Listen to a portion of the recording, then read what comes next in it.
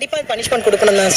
சில தேவையில்லாம அவங்க தான் கிரியேட் பண்ற மாதிரி நான் காரணம் அந்த பொண்ணு வந்து தேவையில்லாம அவங்களே போயிட்டு வீடியோ எடுத்து அவர் மேல எந்த தப்புமே கிடையாது, அவர் എங்கയോ ഓർമ്മ നാളെയാണ് ഷിംജിത എന്ന ആ കൊലയാളിയുടെ ജാമ്യത്തിൻ്റെ കാര്യത്തിൽ ഒരു തീരുമാനം ഉണ്ടാവുന്നു. അതായത് ദീപക്കിനും കുടുംബത്തിനും നീതി കിട്ടുമോ എന്നറിയാൻ കഴിയുന്നത്.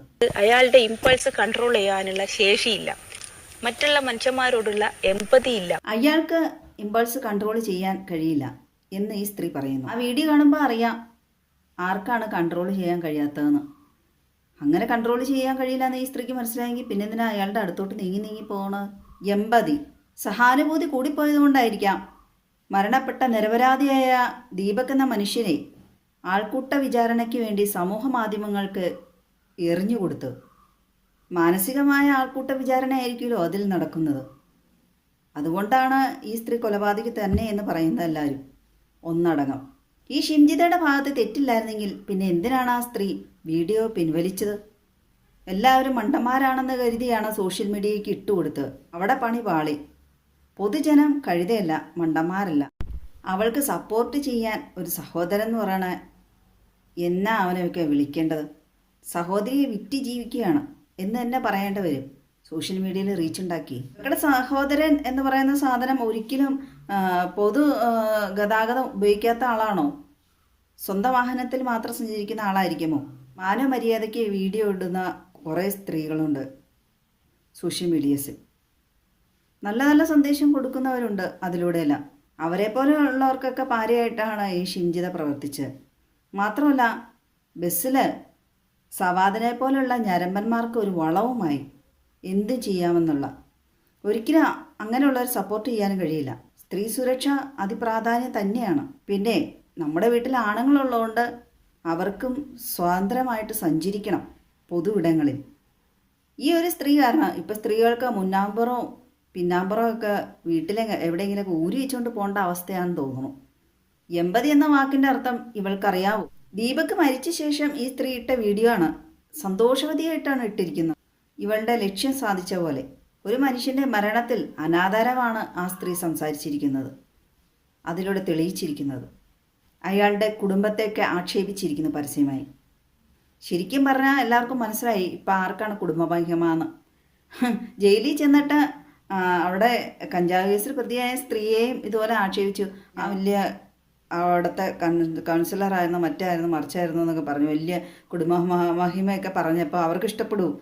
എന്തായാലും ഇത്രയും തല്ലുകളായിരിക്കില്ല അവിടെ ജയിലിൽ കിടക്കുന്നത്. ഒരുപക്ഷെ സാഹചര്യത്തിൻ്റെ സമ്മർദ്ദം മൂലം വന്ന് കിടക്കുന്ന ആൾക്കാരായിരിക്കാം ഭൂരിപക്ഷവും. സ്ത്രീകളാണല്ലോ. അവരെയൊക്കെ ഇടിച്ചു താഴ്ത്തി സംസാരിക്കുവാണ് അഹങ്കാരത്തിന് കൈയും കാലും വെച്ച സാധനം.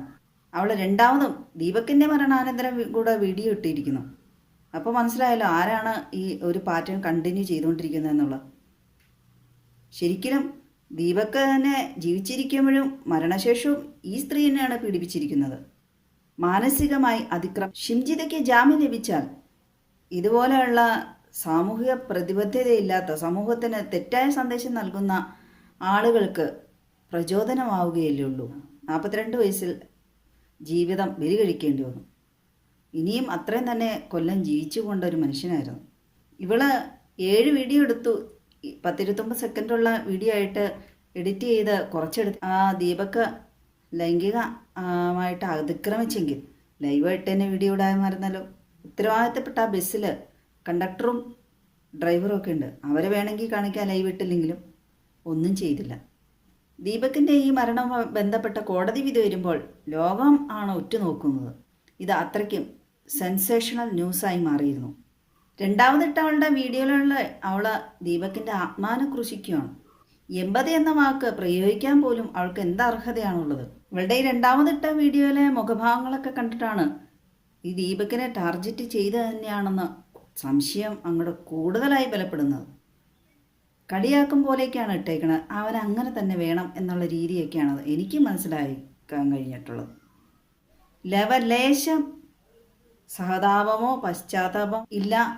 അവൾ ജയിലിലായിട്ടും കുറച്ച് തീരുമാനത്തിലാണ് നിൽക്കുന്നത്. അതുകൊണ്ടാണല്ലോ സഹോദരനെ കൊണ്ട് പരാതി കൊടുപ്പിച്ചത്. വ്യാജ ലൈംഗിക ആരോപണം എന്ന് തന്നെ പറയേണ്ടി വരും. ഇപ്പോൾ മിക്കവർക്കും തോന്നുന്നുണ്ട് രാഹുൽ ഈശ്വർ ആയിരുന്നു ശരിയെന്ന്. പുരുഷന്മാർക്ക് വേണ്ടി വാദിച്ച ഒരു പുരുഷ കമ്മീഷൻ വേണം എന്നൊക്കെ പറഞ്ഞ ഈ ലോകത്ത് ആദ്യമായിട്ട് ജയിലിൽ പോയ വേറൊരാളുടെ ഗർഭത്തിന് ഉത്തരവാദിത്വം ആയിട്ട് ജയിലിൽ പോയി ജയിൽ ശിക്ഷ അനുഭവിച്ചു എന്നൊക്കെ പറഞ്ഞിട്ട് കളിയൊക്കെ കണ്ടു.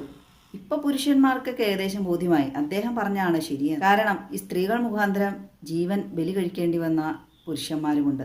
ആ ഷിംജിത ഇട്ട വീഡിയോയിൽ അതിൽ വ്യക്തമായിട്ട് മനസ്സിലാവും ഈ സ്ത്രീ മുഖഭാവം നന്നായിട്ട് നല്ല ഫേസ് വരാൻ വേണ്ടി അദ്ദേഹത്തിനടുത്തോട്ട് നീങ്ങിയും ചെരിഞ്ഞൊക്കെ നിന്നെടുത്തിട്ട് മുട്ടിയോ രക്ഷപ്പെട്ടു എനിക്ക് കണ്ടന്റ് കിട്ടിയല്ലോ എന്നുള്ളൊരു സന്തോഷ മനോഭാവമാണ് അതിനകത്ത് കാണുന്നത്.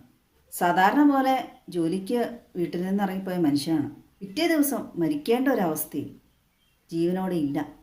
എന്താണ് ഒരവസ്ഥ അല്ലേ?